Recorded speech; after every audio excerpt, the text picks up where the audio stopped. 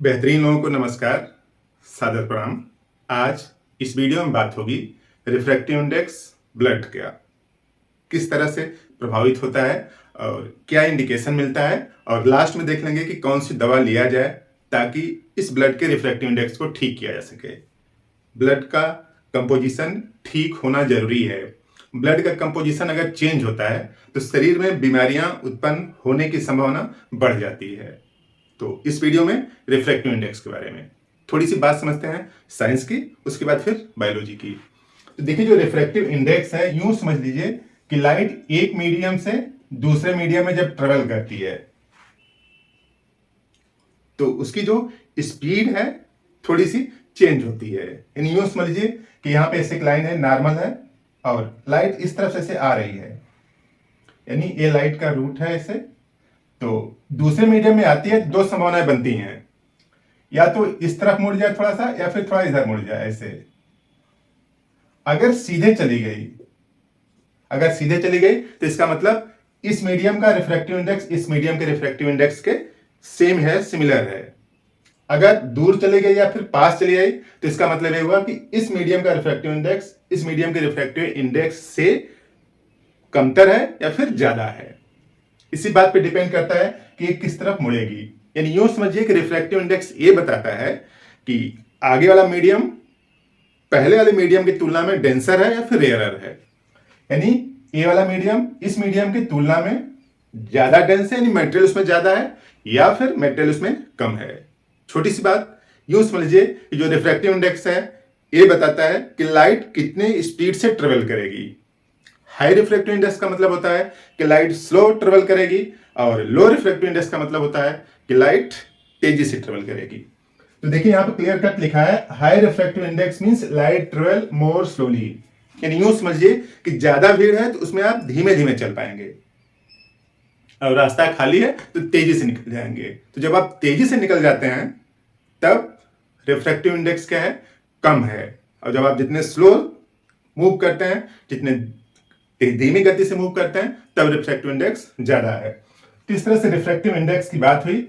और refractive index अगर vacuum की बात करें तो 1 होता है।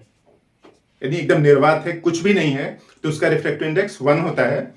और एयर का रिफ्रैक्टिव इंडेक्स इतना होता है 1.003, और ब्लड का रिफ्रैक्टिव इंडेक्स होता है 1.39 से लेकर 1.41 नॉर्मल स्थिति में। तो ब्लड का रिफ्रैक्टिव इंडेक्स इतना होता है 1.39 से 1.41। अगर उसी ब्लड में से आरबीसी को बाहर निकाल दिए तो रिफ्रैक्टिव इंडेक्स कितना हो गया, 1.35 से 1.36 ये हो गया।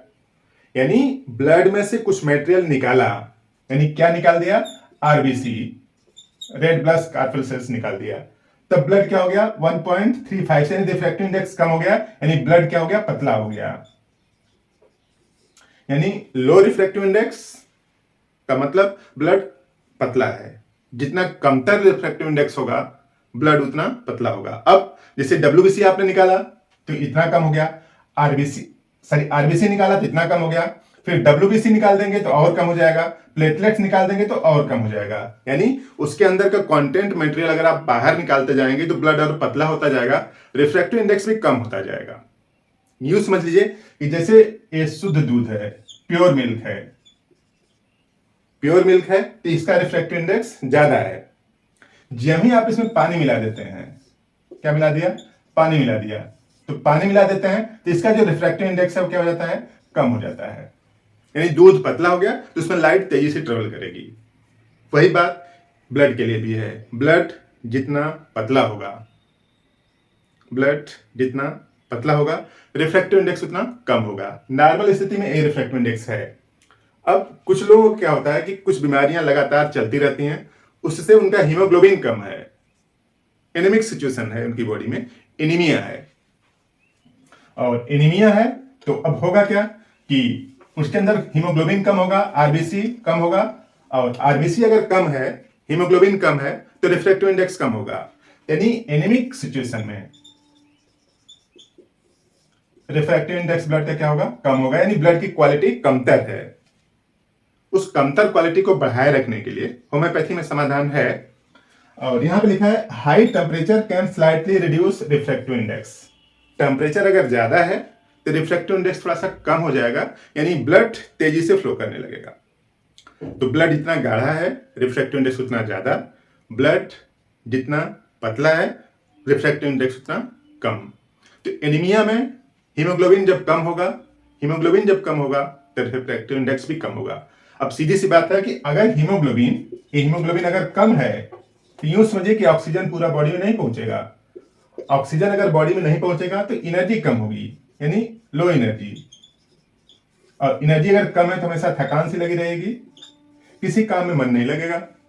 थकान कम है, किसी काम में मन नहीं लगेगा, कुछ भी बेहतर परफॉर्म करने की स्थिति में वह पेशेंट नहीं रह जाता है। तो इस तरह से रिफ्रैक्टिव इंडेक्स का सही होना जरूरी है, ब्लड के पैरामीटर्स आप ठीक हों। उसके लिए होम्योपैथी की दवा लेनी पड़ेगी और आप 3 दवाइयों का यूज करें बेहतर ब्लड कंपोजिशन को बनाए रखने के लिए, या फिर यूं समझिए कि जब एनीमिया जैसी सिचुएशन उत्पन्न हो जाए तो उससे बचने के लिए 3 मेडिसिन आपको यूज करना पड़ेगा। और इन 3 मेडिसिन से ब्लड का कंपोजिशन जो कमतर है, जो ब्लड की क्वालिटी कम है, वो ठीक होगी। और उसके लिए आर्सेनिक 30 पावर की लें, सुबह 4 बूंद। आर्सेनिक 30 पावर की दवा सुबह 4 बूंद जीभ पर लें। और दूसरी दवा है चाइना, इसका मदर टिंचर 15 बूंद थोड़े से पानी में घोल के 3 बार लीजिए।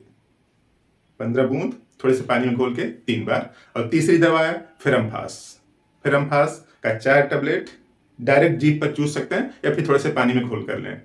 इन 3 दवाओं से आर्सेनिक, चाइना और फेरमफास से हीमोग्लोबिन बढ़ेगा, नॉर्मल स्थिति में आएगा, तो ऑक्सीजन का ट्रांसपोर्ट ठीक होगा, तो थकान, कमजोरी, जो किसी काम में मन नहीं लगता, इन सब स्थितियों से आप उबर सकते हैं। काम की बात कुछ भी आई समझ में तो इसको शेयर करें और लोगों की इन्फॉर्मेशन बढ़ाएं। एनीमिया जैसी सिचुएशन से यानी ब्लड के कंपोजिशन को ठीक करने के लिए इन दवाओं का यूज लोग कर सकें। आपने पूरा वीडियो देखा, थैंक यू।